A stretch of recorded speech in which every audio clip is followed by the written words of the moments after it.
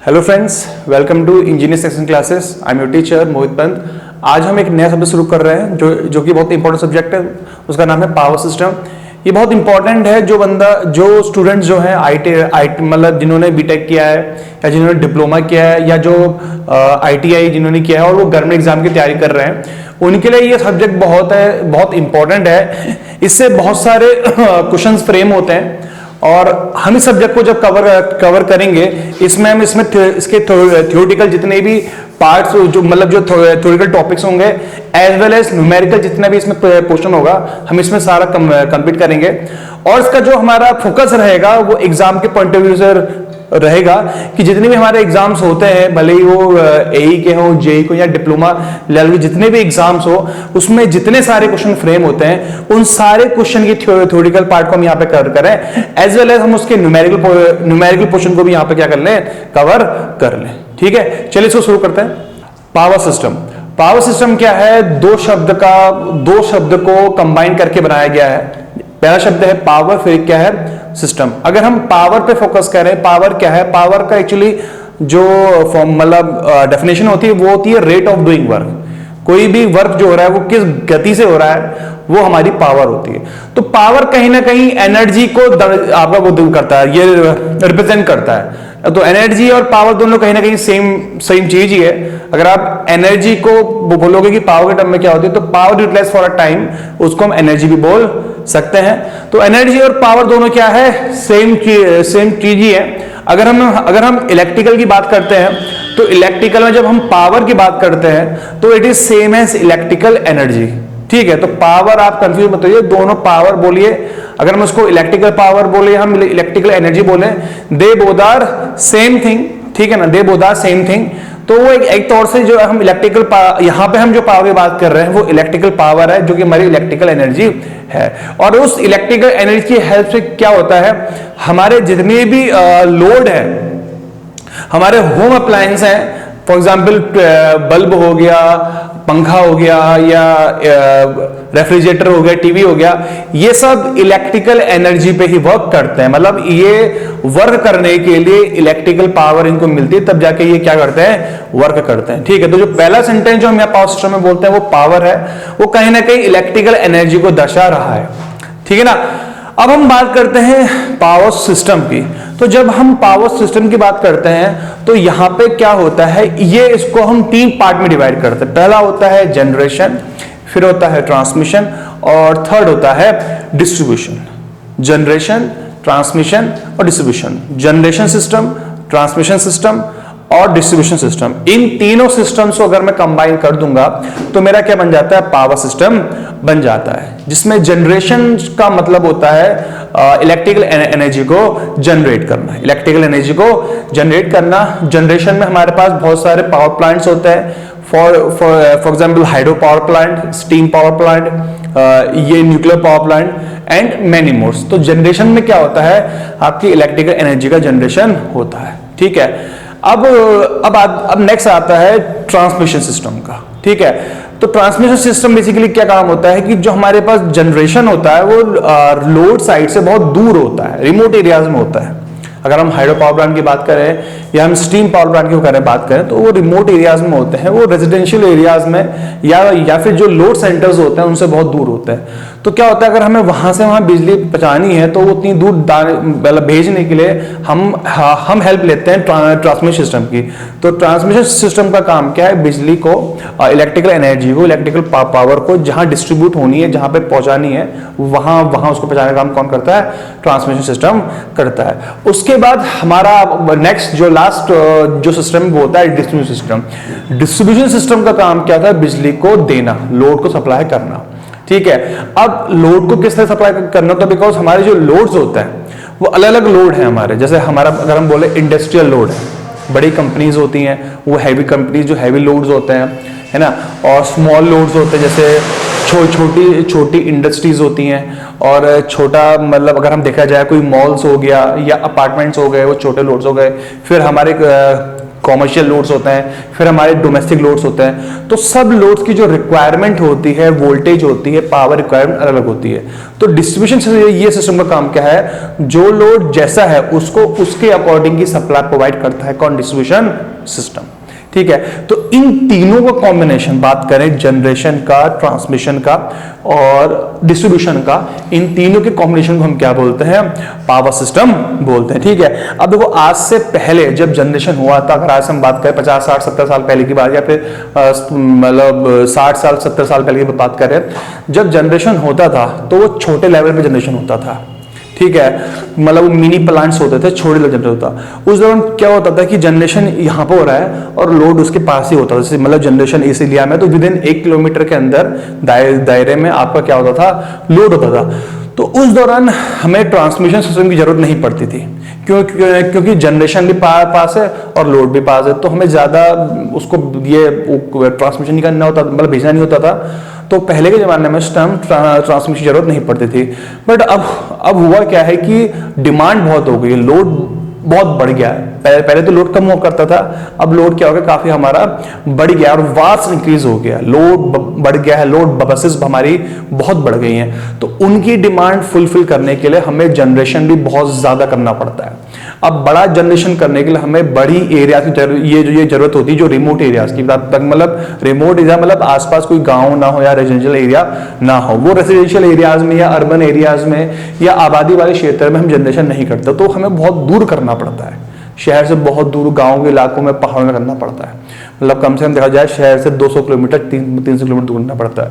वहां जब हम जनरेशन करते हैं तो वहां से बिजली को पहुंचाने भी हमें यही करना, बिकॉज जो बिजली हम बना रहे हैं वो इन्हीं के लोग कर रहे हैं, जो यहाँ रहते हैं लोग बचा रहे हैं। फिर वहां से यहाँ लाने का काम कौन करता है, ट्रांसमिशन जो सिस्टम करता है। तो तब जाके ट्रांसमिशन सिस्टम की इंपॉर्टेंस होती है। ठीक है, तो मैंने यहाँ पे आपको इसका एक वो बता रखा, जो मैंने आपको अभी जो थ्योरी बताई थी उसका अगर मैं एक फॉर्म दे दिए देखूं तो वो इस फॉर्म की, देखो जैसे अगर बात करते हैं पावर सिस्टम की, तो पावर सिस्टम क्या है, कॉम्बिनेशन है किसका, जनरेशन सिस्टम का प्लस ट्रांसमिशन सिस्टम का प्लस डिस्ट्रीब्यूशन सिस्टम का।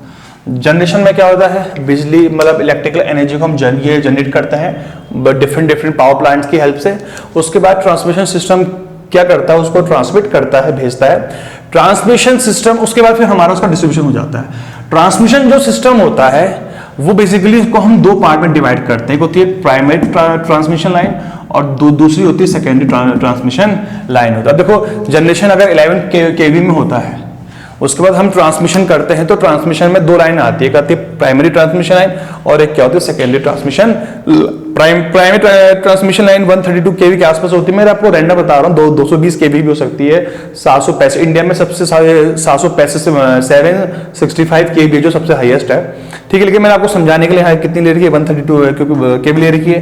फिर सेकेंडरी ट्रांसमिशन लाइन होती है वो 33 केवी होती है। उसके बाद हमारा होता है डिस्ट्रीब्यूशन सिस्टम। डिस्ट्रीब्यूशन सिस्टम का काम क्या है, बिजली को डिस्ट्रीब्यूट करना टू द लोड। इसको भी हम दो पार्ट में डिवाइड करते हैं, होता है प्राइमरी डिस्ट्रीब्यूशन सिस्टम और सेकेंडरी डिस्ट्रीब्यूशन। प्राइमरी डिस्ट्रीब्यूशन में वोल्टेज कितनी होती है, लगभग 11 केवी होती है, और जो उसकी लाइन होती है वो बेसिकली होती है 3 फेज 3 वायर। ये सप्लाई करती है आपका हैवी लोड्स के लिए।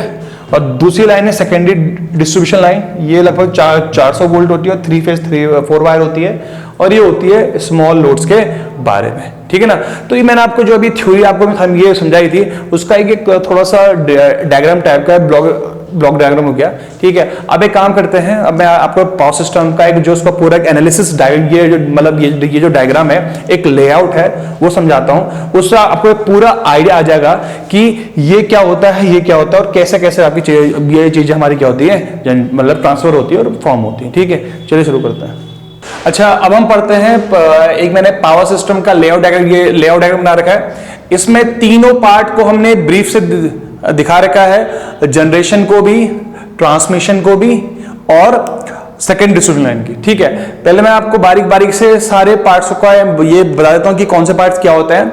उसमें हम ये समझेंगे कैसे कैसे हमारी जो इलेक्ट्रिकल एनर्जी है वो ट्रांसफर होती है। ठीक है, चलिए स्टार्ट करते हैं। तो जो सबसे पहला हमारा जो सबसे पहला पार्ट था, जो सबसे इंपॉर्टेंट पार्ट है पावर सिस्टम का और जिसको हम heart of the power system बोलते हैं, वो होता है जनरेटिंग स्टेशन। जनरेटिंग स्टेशन में क्या होता है, हमारी बिजली फॉर्म होती है, इलेक्ट्रिकल एनर्जी फॉर्म हो सकती है। ठीक है, अब बेसिकली वो 11 केवी में भी होती है, 33 केवी में होती है। मैंने यहाँ पे स्पेसिफाई कराने के लिए 11 केवी का इस्तेमाल करा है, ठीक है। अब इलेक्ट्रिकल एनर्जी जो जनरेट होती है वो जनरेटिंग स्टेशन में होती है। हमारे जो जनरेटिंग स्टेशंस होते हैं वो बहुत टाइप के, मतलब काफी होते हैं। उसमें से हम जो इंडिया में इंपॉर्टेंट जो पद हैं हमारे, उनके बारे में मैंने लिखा है यहाँ पे। पहला है थर्मल पावर प्लांट, फिर है हाइड्रो पावर प्लांट, फिर है न्यूक्लियर पावर प्लांट, फिर है रिन्यूएबल सोर्स पावर प्लांट। हमारे इंडिया में जो बिजली आपको मिलती है वो 63% मिलती है thermal power plant. Thermal power मतलब जो कोल पावर प्लांट है, इसको टेक ओवर करते हैं, एनटीपीसी के अंडर है।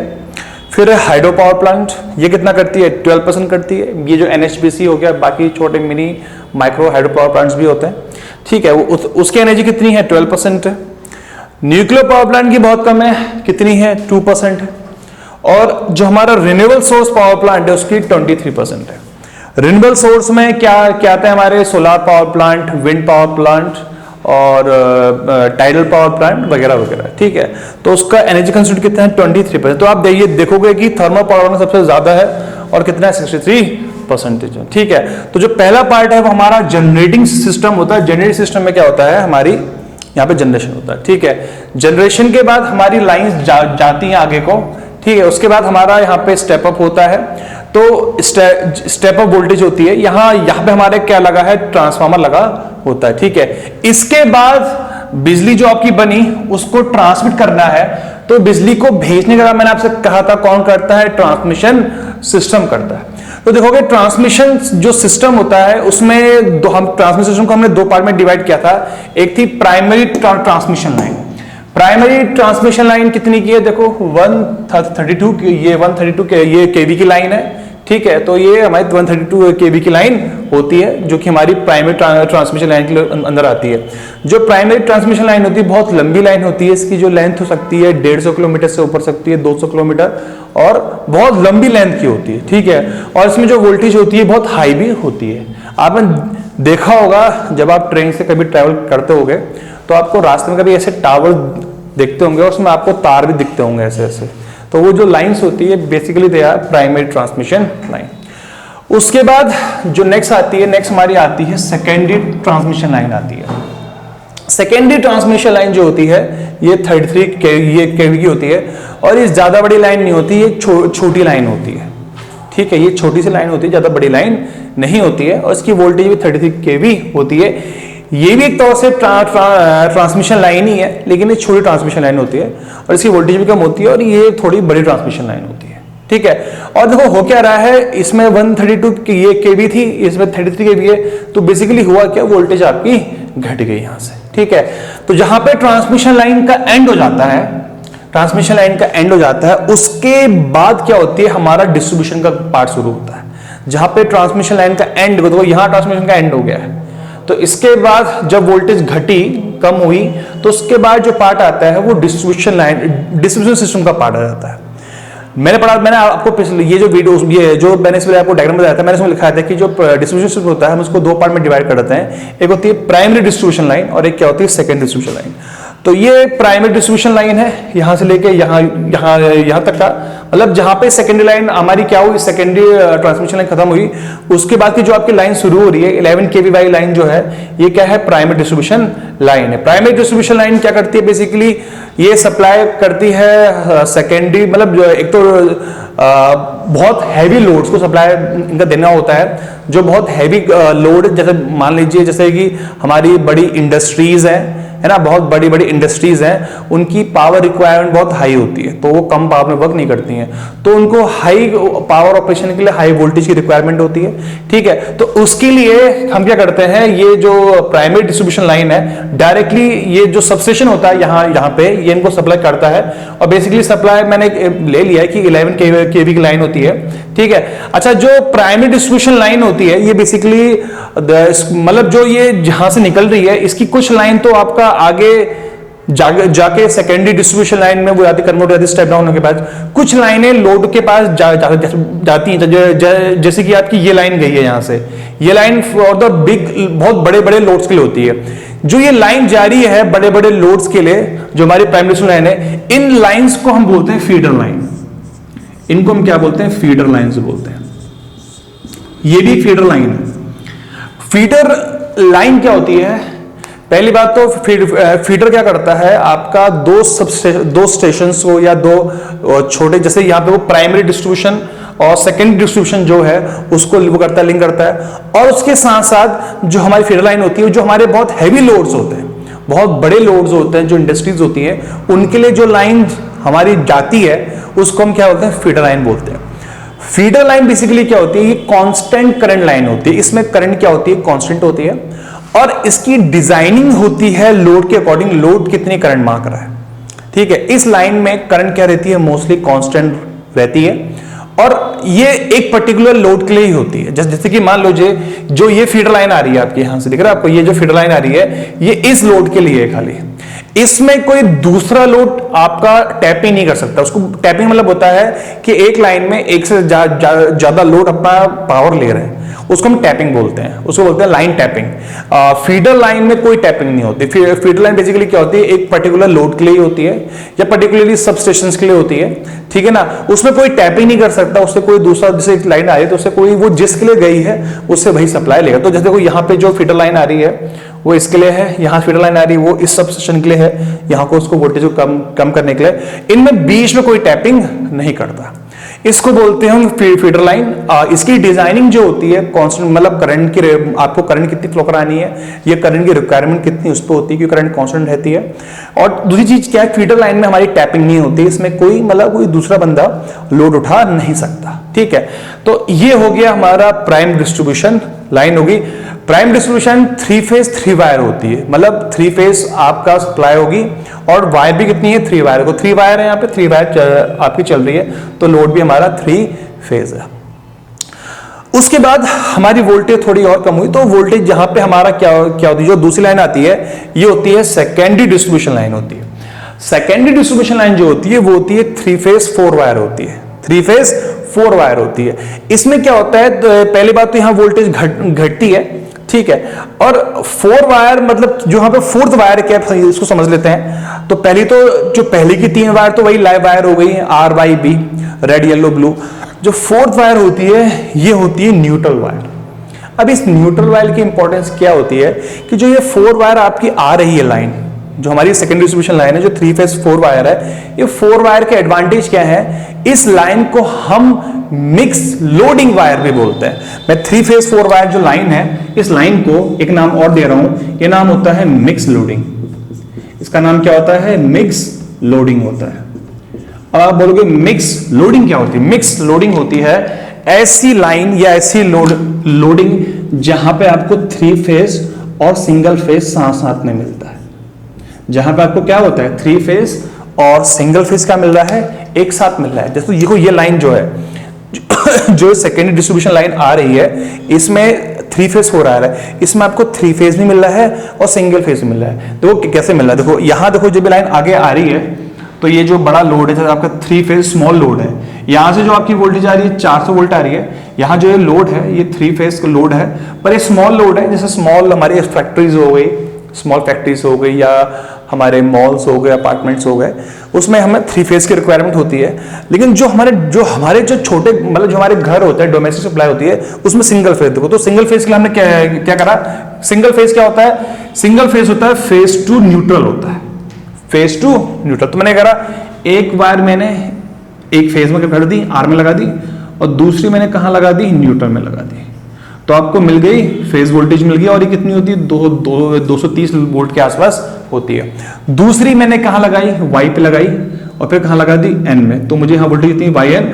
वोल्टेज का मैग्नीट्यूड उतना रहेगा लेकिन फेज डिफरेंस थोड़ा रहता है। और दूसरी को मैंने कहां लगाई, बी पे लगाई। इस तरह मैं एक तार को फेज में लगाता हूं, एक तार को कहां लगाता हूं, ये न्यूट्रल में लगाता हूं, तो इस तरह मुझे क्या मिल जाएगी, सिंगल फेज सप्लाई मिल जा रही है। तो आ तो रही 3 फेज आ रही थी। जब 3 फेज 3 वायर करते हैं उससे आपको सिंगल फेज नहीं मिल सकता। 4th वायर क्या है, न्यूट्रल है, तो एक फेज वायर ले ली, एक न्यूट्रल ले, तो आपको क्या मिले, सिंगल फेज मिल जाएगा, ठीक है। तो देखो जो सेकेंडरी डिस्ट्रीब्यूशन लाइन होती है ये 3 फेज 4 वायर लाइन होती है, इसको हम क्या बोलते हैं, मिक्स लोडिंग लाइन भी बोलते हैं।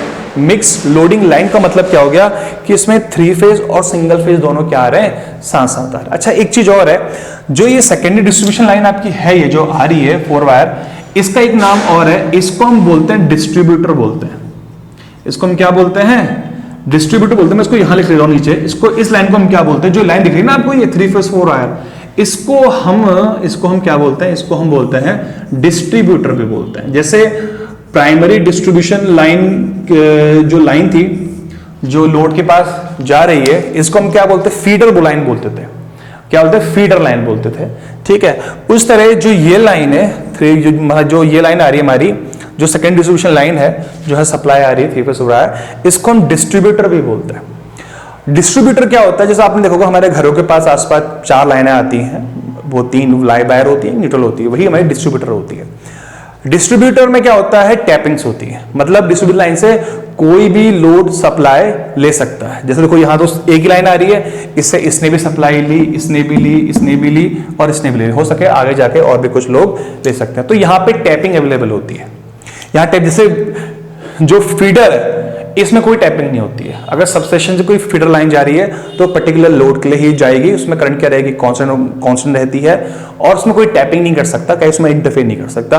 बट डिस्ट्रीब्यूटर जो लाइन होती है उसमें कोई भी टैपिंग कर सकता है, कोई भी उससे सिंगल फेज या 3 फेज ले सकता है। ठीक है, तो पहला पॉइंट, जो इसमें टैपिंग अलाउड होती है, इसमें टैपिंग नहीं होती। इसकी डिजाइनिंग जो होती है करंट के अकॉर्डिंग होती है। आप जिसके लिए भेज रहे हो उसकी करंट की रिक्वायरमेंट कितनी है, 10 एम्पेयर का है तो 10 उतना मोटर कंडक्टर का फीडर लाइन जाएगी। बट यहां पे करंट कांस्टेंट नहीं होती, बिकॉज लोड फ्लक्चुएट करता है। तो डिस्ट्रीब्यूटर की जो डिजाइनिंग होती है ये वोल्टेज के अकॉर्डिंग होती है, वोल्टेज ड्रॉप के अकॉर्डिंग होती है। बाकी इसके बारे में जब हम आगे पढ़ेंगे चैप्टर्स के बारे में, जब हम अपकमिंग लेक्चर्स पढ़ेंगे ये पावर सिस्टम में, मैं वहां पर आपको बता दूंगा। यहां खाली भी इतना समझ लीजिए कि इसकी जो डिजाइनिंग होती है वोल्टेज के अकॉर्डिंग होती है। ठीक है, तो ये डिस्ट्रीब्यूटर लाइन भी बोलते हैं इसको हम बोलते हैं डिस्ट्रीब्यूटर लाइन, और इसको बोलते हैं फीडर लाइन बोल देते हैं। ठीक है, अच्छा एक चीज और है, एक चीज और क्या है, जो आपको ये लाइन दिख रही है, आपको जो एक केबल आ रही है ना, मतलब ये तो डिस्ट्रीब्यूटर लाइन होगी। अब जो दिख रही है आपको ब्लू लाइन दिख रही है, ब्लू नीचे आ रही है, लेने आ रही है, इन लाइंस को हम क्या बोलते हैं, इन लाइंस का नाम होता है, इसको बोलते हैं service main. Service main basically क्या होती है, जो हमारे घरों में केबल आती है, काली वाली केबल जो आती है, वो स्ट्रीट में जो पोल होता है वहां से जो सप्लाई लेके आपके घरों के अंदर, मीटर के अंदर जो केबल आ रही है उसको हम क्या बोलते हैं, सर्विस मेन बोलते हैं। ठीक है, तो बेसिकली जो डिस्ट्रीब्यूशन सिस्टम है, जो हमारी लाइंस होती हैं, तो देखो हमारी 3 लाइन थी, एक फीडर लाइन थी, feeder line primary distribution line का पार्ट होती है। दूसरी सेकेंडरी डिस्ट्रीब्यूशन में 2 लाइन हम इंपॉर्टेंट सुनते हैं, एक होती है ये डिस्ट्रीब्यूटर लाइन हो गई, और तीसरी क्या है हमारी सर्विस में, ये हमारी नॉर्मल केबल्स होती है। ठीक है, प्राइमरी डिस्ट्रीब्यूशन लाइन जी क्या होती है, 3 फेज 3 वायर होती है, और ये फीडर लाइन भी होती है, और ये ऐसे लोड्स के लिए होती है जो थोड़े हैवी लोड्स हैं और वहां से फीडर को सप्लाई जाती है। वहीं जो सेकेंडरी डिस्ट्रीब्यूशन लाइन होती है ये हमारा 3 फेज 4 वायर होती है। यहाँ देखो, अब जैसे मैंने यहाँ दिखाया आपको 400 वोल्ट मिल रही है, फेज टू फेज वोल्टेज आप लोगे तो 400 वोल्ट आएगी, लेकिन आप फेज टू न्यूट्रल देखोगे 230 वोल्ट आएगी। जो ये लाइन है ये मिक्स लोडिंग लाइन है। मिक्स लोडिंग का मतलब है इसमें 3 फेज सिंगल फेज दोनों अवेलेबल है। अगर आपको सिंगल फेज चाहिए तो आप सिंगल फेज ले लो, और आप 3 फेज चाहिए तो 3 फेज ले लो। इस लाइन को हम डिस्ट्रीब्यूटर लाइन भी बोलते हैं, और यहाँ से आपको उसकी वो मिल जाती है। ठीक है, अच्छा अभी हमने इसके बारे में समझा, पावर सिस्टम लेआउट के डायग्राम हमने ये समझा कि कौन कौन से पार्ट्स होते हैं, कहाँ पे कौन सी लाइन होती है, कौन सी लाइन क्या है, और फीडर क्या है, डिस्ट्रीब्यूटर क्या है, 3 फेज लाइन कौन सी है, 3 फेज 4 लाइन कौन सी है, समझा। अब हम इसकी थोड़ी वर्किंग समझ लेते हैं, कैसे कैसे वर्क करता है। ठीक है, तो मैं आपको एक छोटा सा आइडिया समझा रहा हूँ, एक केस लेके। ठीक है, तो जनरेटिंग स्टेशन है, यहां से कुछ पावर जनरेट होती है। जो पावर जनरेट होती है वो डिपेंड करता है कि लोड की डिमांड कितनी है, लोड कितनी पावर मांग रहा है। तो मैं एक एजम्पशन ले लेता हूं कि मान लेते हैं ये मांग रहा है 30 MVA, और मान लेता हूं ये मांग रहा है 20 MVA। जो सेकेंडरी डिस्ट्रीब्यूशन लाइन है यहां लोड लगा है 20 MVA का, और मान लेते हैं कि जो प्राइमरी डिस्ट्रीब्यूशन लाइन में जो टोटल लोड है वो 30 MVA का। तो कुल मिला के कितने का लोड हो गया हमारे पास, 50 MVA का। ठीक है, तो मान लेते हैं यहां से जो जनरेटर दे रहा है, पावर जनरेशन दे रहा है, मान लेते हैं वो दे रहा है 50 MVA का, 50 MVA की पावर जनरेट कर रहा है। तो हम करंट निकालेंगे, करंट लगभग इसकी आएगी, करंट का फॉर्मूला होता है, आप निकालोगे P = V × I से निकाल लोगे, तो करंट इसकी आती है ऑलमोस्ट 5.6 किलो एम्पेयर के आसपास आएगी, 4.6 किलो एम्पेयर के आसपास इसकी करंट। अगर आप करंट निकालोगे कितनी करंट यहाँ से जा रही होगी। ठीक है, तो यहाँ से जो करंट फ्लो कर रही होगी लगभग कितनी होगी, 4.6 किलो एम्पेयर के आसपास जा रही होगी, जो कि बहुत ज्यादा करंट है। ठीक है, अब इस करंट को हमें ट्रांसमिट करना है, भेजना है। जो हमारे कंडक्टर्स होते हैं, जो हमारी ट्रांसमिशन लाइन में जो कंडक्टर्स लगे हैं, या हमारे पास जो भी लाइन होती है, पावर लाइन होती है, उसमें जो कंडक्टर्स होते हैं उनका जो क्रॉस सेक्शन एरिया होता है वो डिपेंड करता है उनकी करंट पे, कितनी करंट फ्लो करानी है उससे। अगर आपको ज्यादा करंट फ्लो करानी है तो आपका कंडक्टर का क्रॉस सेक्शन एरिया क्या होना चाहिए, मोटा होना चाहिए। ठीक है, अगर जैसे अगर छोटी है, अगर अभी करंट कम है तो छोटा क्रॉस सेक्शन, अगर आपको ज्यादा करनी है तो आपको क्रॉस सेक्शन क्या करना पड़ेगा, बड़ा करना पड़ेगा। अब है क्या, देखो यहाँ पे करंट कितनी है, 4.6 किलो एम्पियर। अगर मुझे इस करंट को भेजना है, मतलब इस पावर को 50 एमवी पावर को भेजना है 11 केवी वोल्ट में, 11 केवी वोल्ट में 50 एमवी की पावर को मुझे भेजना है ट्रांसमिशन लाइन में, तो इतनी करंट बैठ रही है और मुझे इस करंट के अकॉर्डिंग ही कंडक्टर का साइज बनाना पड़ेगा। हमें कंडक्टर का जो एरिया है वो इसके अकॉर्डिंग क्या करना पड़ेगा, सेट करना पड़ेगा। 4.6 किलो एम्पियर के अकॉर्डिंग क्या करना पड़ेगा, सेट करना पड़ेगा। बट ये करंट बहुत ज्यादा है, जिसकी वजह से क्या होगा, हमारा कंडक्टर का साइज बहुत क्या हो जाएगा, बड़ा हो जाएगा। मतलब करंट ज्यादा है, करंट ज्यादा होने के डिसएडवांटेज क्या है कि आपको मोटा कंडक्टर यहाँ पे लगाना पड़ेगा ट्रांसमिशन लाइन में। मोटा कंडक्टर लगाना पड़ेगा तो आपकी कॉस्ट बढ़ जाएगी, आपको मोटा कंडक्टर की कॉस्ट हाई हो जाएगी, है ना। ऊपर से आपको टावर भी हैवी लगाने पड़ेंगे और मोटा कंडक्टर तो सैग भी बन जाएगा। तो बहुत सारे डिसएडवांटेज है। साथ साथ ज्यादा करंट के डिसएडवांटेज एक और है कि आपके जो I2R लॉस होते हैं लाइन में, क्या होते हैं, I2R लॉस होते हैं। ठीक है, लॉसेज जो होता है, जो इसको हम लॉस बोलते हैं, I2R लॉस, वो बहुत ज्यादा हो जाएंगे। बिकॉज करंट हाई होगी तो लॉस भी क्या हो जाएंगे, ज्यादा हो जाएंगे। तो इन सब चीजों को, इन दो चीजों को ध्यान में रखते हुए कि कंडक्टर का साइज, क्रॉस सेक्शन एरिया बढ़ जा रहा है, लॉस बढ़ जा रहे हैं, इन सबको ध्यान में रखते हुए हम क्या करते हैं, हम बोलते हैं कि हमें इस करंट को कम करना है। जो पावर तो वही रहेगी लेकिन करंट को कम करना है। तो करंट को कम करने के लिए हमने क्या करा, वोल्टेज को बढ़ा दिए। तो हम प्राइमरी ट्रांसमिशन लाइन में जो पावर का ट्रांसमिशन करते हैं वो हाई वोल्टेज करते हैं, ताकि करंट क्या हो जाए, कम हो जाए। अगर आपकी पावर फिक्स्ड है तो अगर आप वोल्टेज को बढ़ा दोगे तो करंट क्या हो जाती है, घट जाता है। अगर पावर फॉर्म देखें, पावर उसको अप्रोक्सीमेट मान लें, V/I मान लें, उसको हटा देते हैं। तो अगर वोल्टेज को बढ़ाओगे तो करंट क्या हो जाती है, घट जाती है। अगर आपकी पावर क्या है, कांस्टेंट है। तो देखो पावर तो कांस्टेंट आ रही है, यहाँ से 50 MVA की आ रही है। तो अगर आपने वोल्टेज बढ़ा दी, देखो वोल्टेज आपने इंक्रीज कर दी तो करंट क्या हो जाएगी, कम हो जाएगी। तो इसको करने के लिए हम क्या लगाते हैं, जनरेटिंग स्टेशन के पास एक स्टेप अप ट्रांसफार्मर लगाते हैं। वो है हमारा ये, और वो कितना हमारा ये हो गया। तो इसकी वोल्टेज, इसकी प्राइमरी साइड में वोल्टेज 11 की भाई, और इसने वोल्टेज को स्टेप अप करके कितना कर दिया है, 132 kV कर दिया है। तो 132 kV वोल्टेज हो गई है। अब पावर उतनी है, 50 MVA आई है। अगर आप निकालोगे करंट कितनी आएगी, देखते हैं। करंट लगभग आ जाएगी 378 एम्पीयर, जो कि मतलब इसके कंपेरेटिवली बहुत कम है। तो अब ये कंडक्टर की करंट कम हो गई है, तो आप कंडक्टर का जो एरिया क्रॉस सेक्शन कम हो जाएगा, लॉस भी क्या हो जाएंगे, कम हो जाएंगे।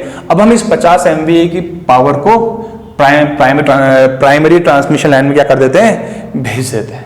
ठीक है, अब इसको भेजते हैं। ये लाइन बहुत लंबी होती है, लगभग 200 किलोमीटर, 250 किलोमीटर होती है लोड से। जो लोड है, मान लीजिए आपका लोड है, तो लोड से लगभग 250 किलोमीटर दूर होती है। ठीक है, अब ये आप लोड के पास आ गए हो, तो यहां गया, मान लीजिए लोड के पास आप आने वाले हो। अब ये देखो, ये वोल्टेज बहुत हाई होती है। जो लोड होता है ये बेसिकली आपका रेजिडेंशियल एरियाज में होता है, या ऐसे एरियाज में जहां आबादी होती है, वहां पर ये लोड होता है। ठीक है, हमें तो वहीं बिजली देनी होती है। लेकिन अगर ये 132 kV की लाइन अगर आप डायरेक्टली उस आबादी वाले इलाके में ले आओगे स्टेप डाउन करने के लिए, तो होगा क्या, ये लाइन बहुत हाई वोल्टेज है, और ये फिर उसके आसपास जितने भी घर आएंगे उनमें थोड़ा थ्रेटन कंडीशन बनी रहती है। इसीलिए हमें क्या करना होता है, हम जो ये वोल्टेज को फर्दर स्टेप डाउन करते हैं, हमें इसको करना होता है कम, क्योंकि हमें 132 की तो रिक्वायरमेंट नहीं है, पावर तो उतनी भेजनी है, पावर तो 50 MVA भेजनी है इन दोनों का। लेकिन वोल्टेज इसको कितनी वोल्टेज चाहिए, 11 की भी चाहिए, और इसको कितनी चाहिए, 4। तो हमें वोल्टेज को स्टेप डाउन करना है। लेकिन इतनी हाई वोल्टेज को हम शहर के बीच में स्टेप डाउन नहीं कर सकते, बिकॉज ये बहुत हाई वोल्टेज है, तो थ्रेटन हो सकता है। इसलिए हम जो हाई वोल्टेज है, इसको हम शहर से दूर कहीं, मतलब थोड़ा बाहर ही क्या कर देते हैं, स्टेप डाउन कर देते हैं। तो इसको हमने फर्दर कितना स्टेप डाउन कर दिया, 33 kV कर देते हैं।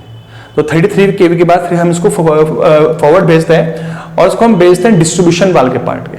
तो वहां से जब स्टेप डाउन होती है, जब तक ये डिस्ट्रीब्यूशन वाले ट्रांसफार्मर जहां के पास जाएगी, उसके बीच की लाइन को हम क्या बोलते हैं, सेकेंडरी ट्रांसमिशन लाइन। ये लाइन आपका शहर के बीच से ही फ्लो हो सकती है। ठीक है, लेकिन ये जाती है आपके उस ट्रांसफार्मर में जहां से आपको फर्दर स्टेप डाउन करना है और डिस्ट्रीब्यूशन स्टेशन के पास भेजना है। तो यहां से लेके यहां तक की जो लाइन होगी इसको बोलते हैं सेकेंडरी ट्रांसमिशन लाइन होती है, और यहां पे ये 33 केवी की लाइन होती है। ठीक है, इसके बाद क्या होता है, 33 केवी को हम फर्दर क्या करते हैं, स्टेप डाउन करते हैं। ठीक है, ये जो 33 केवी जो स्टेप डाउन 11 केवी में होती है, ये जो आपका डिस्ट्रीब्यूशन सिस्टम का मेन सबस्टेशन होता है, उसी के पास ये ट्रांसफार्मर हमारा लगा होता है, उसी के पास से ट्रांसफार्मर लगा होता है। वो क्या काम करता है, इस 33 केवी को स्टेप डाउन करके कितना ले आएगा, 11 केवी ले आता है। ठीक है, और फिर 11 केवी कौन लेता है, सबस्टेशन अपने अंदर ले लेता है। फिर उसके बाद ये डिवाइड करता है कि किस किस को इसको भेजनी है। ठीक है, तो देखो यहां से एक जब 11 केवी इसको मिल गई तो उसने एक 11 केवी की लाइन को जो बिग कंज्यूमर है, जो बहुत बड़ी इंडस्ट्रीज होती हैं, उसको भेज दिया। और कितनी पावर रिक्वायरमेंट थी इसको, 30, तो ये इसको यहां से 30 MVA भेज देगा, 30 MVA भेज देगा जितनी इसकी रिक्वायरमेंट थी। उसके बाद अगर इसकी रिक्वायरमेंट कितनी है, 20 MVA है, तो 20 MVA यहां से आ जाएगी आपकी। ठीक है, 20 MVA आ जाएगी, 20 MVA आएगी, लेकिन वोल्टेज कितनी है, 11 केवी वोल्टेज है। वोल्टेज तो हमें 11 केवी नहीं चाहिए ना, यहाँ मुझे कितनी चाहिए, सेकेंडरी डिस्ट्रीब्यूशन लाइन में जो लाइन टू लाइन और फेस टू फेस वोल्टेज होती है 400 वोल्टेज होती है, और फेस टू न्यूट्रल वोल्टेज कितनी होती है, 230 वोल्ट होती है। तो उसको मैंने फर्दर स्टेप डाउन किया। ठीक है ना, ये जो ट्रांसफार्मर होता है आपका, जो जहां से आपकी सेकेंडरी डिस्ट्रीब्यूशन लाइन निकलती है, ये ट्रांसफार्मर, इस ट्रांसफार्मर को हम सेकेंडरी डिस्ट्रीब्यूशन सिस्टम भी बोलते हैं। जो ये ट्रांसफार्मर था जहां से आपका प्राइमरी डिस्ट्रीब्यूशन लाइन निकल रही है, इस ट्रांसफार्मर को हम इस पूरी चीज को ये जो ट्रांसफार्मर है प्लस स्टेशन को हम बोल सकते हैं प्राइमरी डिस्ट्रीब्यूशन सिस्टम बोल सकते हैं, क्योंकि ये दोनों प्राइमरी डिस्ट्रीब्यूशन के पार्ट हैं और यहां से प्राइमरी डिस्ट्रीब्यूशन लाइन निकल रही है। जो कि हमारा ये वाला पार्ट है जहां से हमारी सेकेंडरी डिस्ट्रीब्यूशन लाइन निकल रही है, इस ट्रांसफार्मर को हम सेकेंडरी डिस्ट्रीब्यूशन सिस्टम बोलते हैं। ये इसका कोई सबस्टेशन नहीं होता, इसका सिर्फ ट्रांसफार्मर होता है। और आपने देखा होगा कि हमारी स्ट्रीट्स के बाद जो ट्रांसफार्मर लगे हुए हैं, जो आप देखते होंगे, जहां से 3 फेज इनपुट आती है, 3 फेज इनपुट आती है और 3 फेज 4 वायर क्या निकलती है, बाहर निकलती है। वो जो ट्रांसफार्मर होता है उसको हम सेकेंडरी डिस्ट्रीब्यूशन सिस्टम भी बोलते हैं, क्योंकि यहां से सेकेंडरी डिस्ट्रीब्यूशन लाइन निकलती है। ठीक है, तो हुआ क्या, जो 20 MVA आपके पास आई, इसको हमने फर्दर स्टेप डाउन किया और कितने वोल्टेज कर दिया, 400 वोल्ट में। ठीक है, तो ऑब्वियसली बात है, वोल्टेज कम के ये तो करंट बढ़ जाएगी, तो यहाँ पे आपकी 20 MVA आ जाएगी, जो भी आएगी 20 MVA। अब जिसकी जितनी रिक्वायरमेंट है, जिसको जितनी चाहिए होगी, उसके हिसाब से आपकी पावर क्या हो जाती है, डिस्ट्रीब्यूट हो जाती है। ठीक है ना, तो इस तरीके से अब देखो, ये जो 3 फेज लाइन थी, यहाँ सिंगल फेज में कितनी रिक्वायरमेंट है, 230 वोल्ट की, 230, और 3 फेज में कितनी आ रही है आपकी, 400 वोल्ट आ रही है। ठीक है, तो अब यहां से देखो, वो करोगे, गौर करोगे, यहां से लेके दो, अगर मैं लॉसेस काउंट नहीं करूं, तो पावर जितनी जनरेट हो रही है वो सारी लोड में क्या हो जा रही है, डिवाइड हो जा रही है। पावर कुछ कम घट नहीं रही है। अगर हम निकालेंगे पावर, इवन लॉसेस हट जाएंगे, पावर तो उतनी आपकी हो रही है। जो हमारा ट्रांसफॉर्म हो रही है, वो ट्रांसफॉर्म हमारी क्या हो रही है, वोल्टेज हो रही है। पहली बार हमने वोल्टेज को स्टेप डाउन किया कि भेजने में आसानी हो, करंट कम हो जाए। फिर हमने फर्दर स्टेप डाउन किया, फिर हमने 11 केवी वाली बड़े लोड को भेजी, फिर स्टेप डाउन करके हमें अलग ये करी। तो हम डिफरेंट पावर को जिस वोल्टेज में रिक्वायरमेंट है, उस वोल्टेज के अकॉर्डिंग उसको भेज रहे हैं, स्टेप डाउन करते करते। ठीक है, तो इस तरह से हमारा पावर सिस्टम क्या करता है, वर्क करता है। ठीक है, ये जनरेटिंग स्टेशन, ये पूरा जनरेटिंग सिस्टम हो गया, ये प्राइमरी ट्रांसमिशन सिस्टम हो गया, ये सेकेंडरी ट्रांसमिशन सिस्टम हो गया, ये प्राइमरी ट्रांसमिशन सिस्टम हो गया पूरा। देखिए, जहां से प्राइमरी ट्रांसमिशन निकली, ये प्राइमरी ट्रांसमिशन सिस्टम हो गया। यहां से जो लाइन निकली, ये सेकेंडरी ट्रांसमिशन सिस्टम हो गया, और ये सेकेंडरी ट्रांसमिशन लाइन हो गई। ये प्राइमरी डिस्ट्रीब्यूशन सिस्टम हो गया, ये भी, क्योंकि यहां से प्राइमरी डिस्ट्रीब्यूशन लाइन निकल रही है। और ये आपका जो अकेला ट्रांसफार्मर है आपका, ये सेकेंडरी डिस्ट्रीब्यूशन ये सिस्टम के आता है, इसका कोई सबस्टेशन नहीं होता है। तो हम इसके ट्रांसफार्मर को अकेले में बोल देते हैं प्राइमरी सेकेंडरी डिस्ट्रीब्यूशन सिस्टम हो सकता है। और क्योंकि यहां से हमारी क्या निकल रही है, सेकेंडरी डिस्ट्रीब्यूशन लाइन निकल रही है। ठीक है, देखो यहाँ पे जो हमारे ट्रांसफार्मर लगे हुए हैं, देखो कितने लगे हैं, 1 2 3 4 लगे।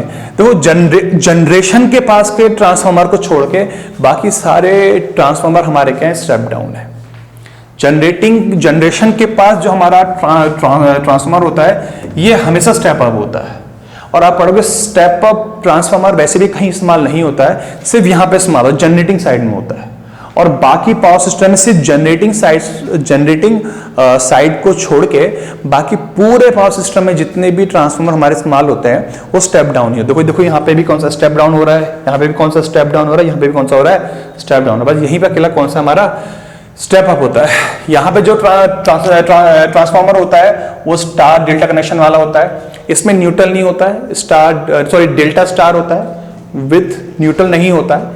यहाँ जो ट्रांसफार्मर होता है वो स्टार डेल्टा कनेक्शन वाला होता है, यहाँ जो होता है डेल्टा डेल्टा होता है, और यहाँ जो होता है डेल्टा स्टार विद न्यूट्रल में आपको 3 फेज 4 वायर मिल जाती है, इसलिए हम स्टार से एक न्यूट्रल लगाते हैं। अब कौन से ट्रांसफार्मर के कनेक्शन यहाँ पे क्यों इस्तेमाल किए, इसको जब हम मशीन पढ़ेंगे, वहां पे जब हम 3 फेज ट्रांसफार्मर पढ़ते हैं, मैं आपको उसको वहां पे बता दूंगा मशीन के लेक्चर्स में, ठीक है। बस आप इसको नोट कर सकते हैं, कभी एग्जाम में आ जाता है कि कौन से ट्रांसफार्मर हमारे कहाँ पे इस्तेमाल होते हैं, ठीक है। तो इस तरह ये पूरा एक पावर सिस्टम का लेआउट हो गया। मैंने आपको पूरा इंडिविजुअल चीजें भी एक्सप्लेन कर दी है कि कौन से कंपोनेंट क्या होते हैं, कौन सी लाइन क्या होती है, कौन सी चीज क्या होती है, और वर्किंग भी कैसे होती है। एक्चुअली वोल्टेज एग्जैक्टली यही नहीं होती है, वोल्टेज में अप एंड डाउन होता है, बहुत सारी चेंजेस होती हैं। अभी इसमें भी बहुत सारे बेस पॉइंट है, लेकिन आपको अगर मैं एक आइडिया दूं, जो मैंने आपको समझा कि पावर सिस्टम होता क्या है, आपको ये चीज समझ जाओगे तो आपको एक पूरे पावर सिस्टम का आइडिया आ जाएगा कि जनरेशन से लेकर डिस्ट्रीब्यूशन तक, यहाँ से जनरेशन से लेकर ट्रांसमिशन से लेकर डिस्ट्रीब्यूशन तक का लेकर ये पूरा जो कवर है, ये हमारा पावर सिस्टम का ही क्या होता है, एक पार्ट होता है, ठीक है। ओके देन, आज के लिए इतना ही। आज हमने पावर सिस्टम का इंट्रो लेक्चर पढ़ा। मैंने इसमें आपको पावर सिस्टम का पूरा लेआउट समझाया और उसके कंपोनेंट क्या थे कि जनरेशन, ट्रांसमिशन सिस्टम और डिस्ट्रीब्यूशन मैंने आपको पूरा क्लियर समझा दिया, ठीक है ना। आपको अगर किसी को डाउट हो, कोई भी सही है, आपको कहीं भी कुछ डाउट हो रहा हो या कहीं पे कुछ मतलब वो लगे दिक्कत आए, तो आप प्लीज़ कमेंट सेक्शन में डाल के मुझसे वो पूछ सकते हैं, ठीक है। कल से नेक्स्ट लेक्चर्स में हम पावर सिस्टम से अब इसको करेंगे, ये शुरू करेंगे और चैप्टर 1 पढ़ेंगे। चैप्टर 1 है हमारा ट्रांसमिशन लाइन, ठीक है। तो आप बने रहिए, और आपको हमारा वीडियो पसंद आया प्लीज़ लाइक इट, बहुत ज़्यादा करिए, लाइक करिए इसको, share it and subscribe the channel. Thank you.